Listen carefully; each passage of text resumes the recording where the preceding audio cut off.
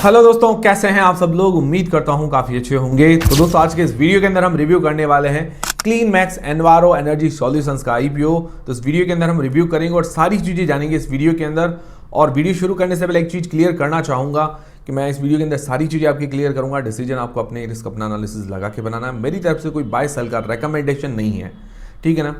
तो सबसे पहले इस वीडियो के अंदर इसका एक अंदाज़न ग्रे मार्केट का प्रीमियम और एंकर लिस्ट के बारे में जानेंगे। इससे हमें थोड़ा बहुत लिस्टिंग गेन्स का अंदाजा होगा। तो सबसे पहले बात करें ग्रे मार्केट के प्रीमियम की। ग्रे मार्केट का प्रीमियम अंदाजा होता है, ये सही चीज़ तो है नहीं, इसके भरोसे आपको नहीं रहना। कोई ये फिक्स पैरामीटर नहीं है, ठीक है ना। ये ज़्यादा भी हो सकती है, कम भी हो सकती है, इसका कोई माप नहीं है। तो अभी तो ग्रे मार्केट के अंदर कोई खास डिमांड नहीं है, मतलब जीरो जीएमपी बता रही है, ज़्यादा से ज़्यादा 1% के आसपास डिमांड बता रही है, ठीक है। तो अभी डिमांड कम है, हो सकता है कि बाद में डिमांड हमें देखने को मिले। फिर बात आती है एंकर लिस्ट की। एंकर लिस्ट इसकी अच्छी आई क्योंकि बड़ा इशू साइज है, तो एंकर लिस्ट इसकी अच्छी है। 921 करोड़ रुपए एंकर इन्वेस्टर्स के द्वारा जुटाए गए हैं, मतलब अच्छा अमाउंट जुटाया गया है। अभी के आईपीओ के अंदर कंपेयर करें तो काफ़ी बड़ा इशू साइज भी है, काफ़ी बड़ी एंकर लिस्ट है। तो उसके अंदर अगर बात करें म्यूचुअल फंड्स या डीआईएस, मतलब जो डोमेस्टिक इंस्टीट्यूशनल इन्वेस्टर्स वगैरह होते हैं, तो उसके अंदर म्यूचुअल फंड के अंदर ज़्यादा बड़ा नाम कह दो एचडीएफसी सबसे बड़ा नाम है। फिर पीजीआईएम है, फ्रैंकलिन इंडिया है, Baroda BNP, union trust mutual fund, इस तरह के कुछ बड़े नाम शामिल हैं। उसके साथ इंश्योरेंस कंपनीज के भी नाम शामिल हैं, मतलब ठीक है म्यूचुअल फंड के अंदर अगर नाम देखा जाए तो। फिर बात आती है एफआईआईज की, मतलब फॉरेन इंस्टीट्यूशनल इन्वेस्टर्स की। उसके अंदर नोमुरा बड़ा नाम है। फिर prudential Hong Kong, east spring, Abu Dhabi investment, social general, city group जैसे काफ़ी बड़े नाम शामिल हैं। तो मतलब एफआईआईज की लिस्ट म्यूचुअल फंड से हल्की सी बेहतर है।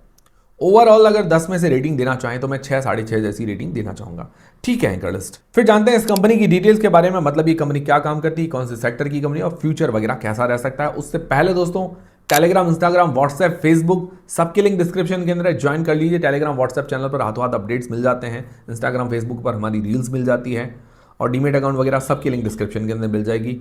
और ऑफिशियल यूट्यूब चैनल की लिंक से ही ज्वाइन कीजिए, वरना फ्रॉड चैनल्स बहुत सारे बन रखे हैं, तो उससे संभल के रहना आपको, इसीलिए लिंक से ही ज्वाइन करना है। तो अब कंपनी की डिटेल्स में बात करें तो क्लीन मैक्स एनवायरो एनर्जी क्या है कि रिन्यूएबल एनर्जी से जुड़ी हुई है। रिन्यूएबल एनर्जी सेक्टर के अंदर ये कंपनी काम करती है। 2010 के अंदर करीब करीब ये इनकॉर्पोरेट हुई थी। करीब करीब 16 साल हो गए हैं अपने ही सेक्टर के अंदर, मतलब एक अच्छा खासा एक्सपीरियंस हो गया है। अब ये कंपनी क्या है कि C&I सेक्टर के अंदर काम करती है। C&I होता है कमर्शियलाइज और इंडस्ट्रियलाइज, मतलब कमर्शियल और इंडस्ट्रियल। तो इसके अंदर क्या होता है, कमर्शियल जैसे बड़ी बड़ी ऑफिसेज आप कहें, बड़ी बड़ी मल्टीनेशनल कंपनी जैसे गूगल है, अमेजॉन है, एप्पल है, तो इनकी बड़ी बड़ी ऑफिसेज होती है, ठीक है।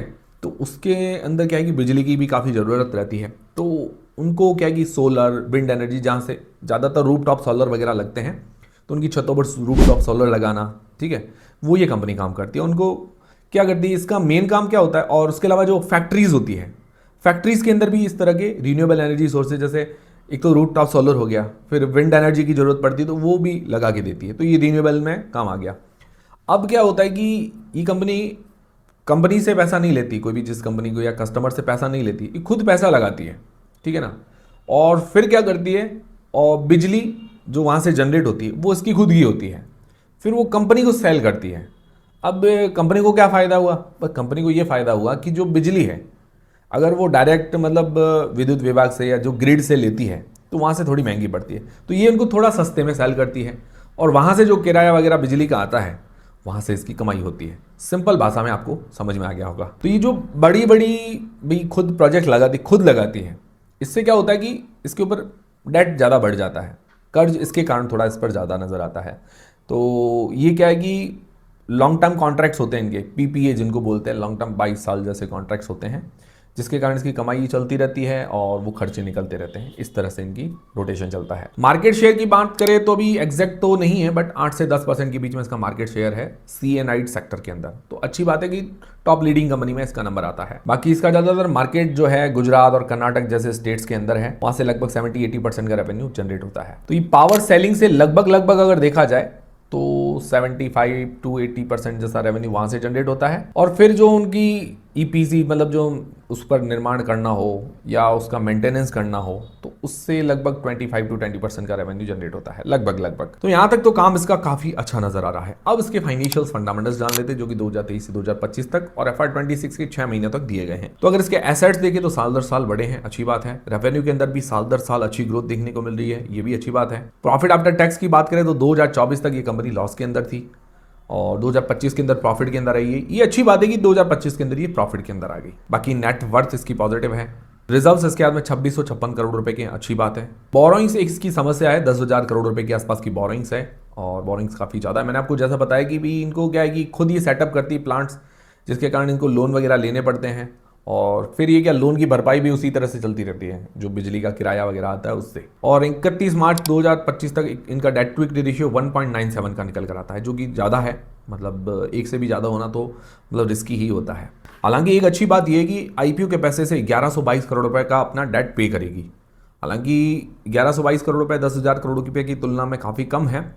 आईपीओ के बाद भी काफ़ी डेट रह जाएगा, तो कंपनी को इस चीज़ पर फोकस करना पड़ेगा। और सितंबर 2026 तक इनका डेट टू इक्विटी रेशियो 2.53 का है। आगे अभी मार्जिन्स निकाले 2025 तक 1.2% के हैं, जो कि कम है। और अभी 2026 के देखें तो 1.96% के आसपास इसके प्रॉफिट मार्जिन्स निकल कर आते हैं। बाकी आरओई और रिटर्न ऑन नेटवर्थ 1% के आसपास है। फिर बात आती है वैल्यूएशंस की। तो वैल्यूएशंस में अगर इसका पीई देखें, प्राइस टू अर्निंग्स रेशियो, तो 300 से ऊपर का निकल कर आता है। और रेवेन्यू वाइज देखें तो अदर जो पीयर्स हैं इसके, उसके अंदर रीन्यू कंपनी जो है इन सबसे बड़ी है, बाकी सब सिमिलर टाइप की कंपनीज है। तो उनका पी 44 से लेकर 132 के बीच में निकल कर आता है। तो पी वाइज वैल्यूएशंस महंगी है। और प्राइस टू बुक इसका 4.2 का है, अदर्स का है 1.56 से लेकर 17 मतलब 17 के बीच में। तो प्राइस टू बुक के हिसाब से तो वैल्यूएशंस ओके लगती है, बट जो पी रेशियो उस हिसाब से वैल्यूएशंस महंगी नजर आती है। ओवरऑल थोड़ा और सस्ता करते तो ज्यादा बढ़िया रहता। तो ये हो गए इसके फाइनेंशियल्स और फंडामेंटल्स। अब बात आती है इस आईपीओ की डिटेल्स के बारे में। तो ये आईपीओ 23 से लेकर 25 फरवरी के बीच में ओपन रहेगा और इसकी लिस्टिंग डेट है 2 मार्च को। तो फेस वैल्यू 1 रुपए पर आ रहा है। प्राइस में रखा गया 1,000 रुपए से लेकर 1,053 रुपए के बीच में 14 शेयर्स का ये लॉट है। इसका टोटल इश्यू साइज है 3100 करोड़ रुपए का, जिसके अंदर फ्रेश इश्यू है 1200 करोड़ रुपए के, जिससे अपना काफी हद तक डेट पे करेगी। और 1900 करोड़ रुपए का ओएफएस होने वाला है। प्रमोटर की होल्डिंग पहले 65% थी, बाद में 49% के आसपास रह जाएगी। मतलब प्रमोटर की होल्डिंग तो ठीक है, ज्यादा कम नहीं है। बाकी रिटेल पोर्शन 35% का है, इसका 10% होना चाहिए था। अब दोस्तों सबसे मेन सवाल ये आता है कि क्या इस आईपीओ में अप्लाई करना चाहिए, नहीं करना चाहिए, करे तो लिस्टिंग के हिसाब से, लॉन्ग टर्म के हिसाब से। देखिए मैं सारी चीजें आपकी क्लियर करूंगा, डिसीजन आपको अपनी रिस्क अपना एनालिसिस लगा के बनाना है। मेरी तरफ से कोई बाय सेल का रिकमेंडेशन नहीं है। और टेलीग्राम, इंस्टाग्राम, व्हाट्सएप, फेसबुक सबकी लिंक डिस्क्रिप्शन के अंदर मिल जाएगी, ज्वाइन करके रख लीजिए। तो सबसे पहले लिस्टिंग गेन्स के हिसाब से हम जनरली 4 पैरामीटर्स देखते हैं। सब मतलब अभी की कंडीशन क्या है वही देखते हैं, उसके अलावा कोई बाय सेल का बिल्कुल भी रिकमेंडेशन नहीं है। तो अभी जीएमपी देखा जाए तो जीएमपी 0 बता रही है, ठीक है। फिर बात आती है वैल्यूएशंस की। तो वैल्यूएशंस थोड़ी महंगी नजर आती है, हायर साइड में नजर आती है। फिर बात आती है एंकर लिस्ट की। एंकर लिस्ट इसकी ठीक है, तो उसके अंदर हाफ से लेकर 1 पॉइंट के बीच में मिल सकता है। बाकी सब्सक्रिप्शन देखिए बाद में खुलेगा तब पता चलेगा, अगर जीएमपी ज़्यादा रही तो सब्सक्रिप्शन ज़्यादा मिल सकता है। तो अभी के लिए जो 4 में से लगभग आधे से लेकर 1 पॉइंट के बीच में बन रहा है। फिर लॉन्ग टर्म के हिसाब से जो लोग अप्लाई करना चाहते हैं तो उसके लिए पॉजिटिव्स और नेगेटिव्स देख लेते हैं। पॉजिटिव में देखा जाए तो ये सेक्टर काफी अच्छा है, रिन्यूएबल एनर्जी सेक्टर बहुत डिमांडिंग सेक्टर, और स्पेशली सीएनआई सेक्टर के अंदर है। मतलब जो बड़ी बड़ी कंपनियों को प्लांट्स वगैरह लगा के देती है और उनको बिजली सेल करती है सस्ते दामों में, और अपने सेक्टर के अंदर ही लीडिंग भी है। और इसका कस्टमर बेस अच्छा है, रेवेन्यू के अंदर इसने अच्छी ग्रोथ दिखाई है, और कंपनीज के साथ इनके लॉन्ग टर्म एग्रीमेंट्स है, जिससे क्या है कि लंबे समय तक इनका रेवेन्यू जनरेट होता रहेगा, इनकम होती रहेगी। ये अच्छी बात है। नेगेटिव्स में 2 चीजें नेगेटिव है, एक तो डेट ज्यादा है, दूसरा वैल्यूएशंस महंगी है। अगर ये दोनों चीजें थोड़ी सही होती तो मुझे लगता है बहुत ही बढ़िया ये कंपनी साबित हो सकती थी। मतलब ये 2 रिस्क पॉइंट्स है। ओवरऑल अगर कंक्लूजन देखें तो ये अगर 2 रिस्क पॉइंट्स हटा दे तो बहुत ही अट्रैक्टिव और अच्छी कंपनी है। अब 2 रिस्क पॉइंट है, इसके कारण रिस्क भी बना हुआ है। हाँ, ओवरऑल अगर देखा जाए इसको इग्नोर भी नहीं कर सकते, क्योंकि एंकर लिस्ट अच्छी है और जिसके अंदर इन्वेस्टर्स हैं उनका भी काफ़ी अच्छा सपोर्ट है, बड़े इन्वेस्टर्स हैं, सेक्टर अच्छा है। तो कुछ चीज़ें ऐसी अच्छी है जो इग्नोर करने जैसी नहीं है, बट कुछ रिस्क पॉइंट्स भी है। तो ये है। आप भी लोग सोचिए कि भाई आपको क्या करना है, इसके अंदर अप्लाई करना नहीं करना, वो मुझे कमेंट करके ज़रूर बताइएगा। बाकी हाँ, अगर ये अपना डेट पे कर दे, भाई आने वाले टाइम में अपना डेट पर फोकस करो, थोड़ा पे कर दे, तो मुझे लगता है बहुत अच्छी कंपनी फ्यूचर के अंदर साबित हो सकती है। बाकी मेरे तरफ से कोई बाय सेल का रिकमेंडेशन नहीं है। जो भी डिसीजन बनाए अपनी रिस्क अपना एनालिसिस लगा के बनाए। उम्मीद करता हूँ हमारा वीडियो, हमारी जानकारी आपको पसंद आएगी, हेल्पफुल रहेगी। तो वीडियो को लाइक जरूर करें, चैनल को सब्सक्राइब कर लें। मिलते हैं दोस्तों अगले वीडियो के अंदर।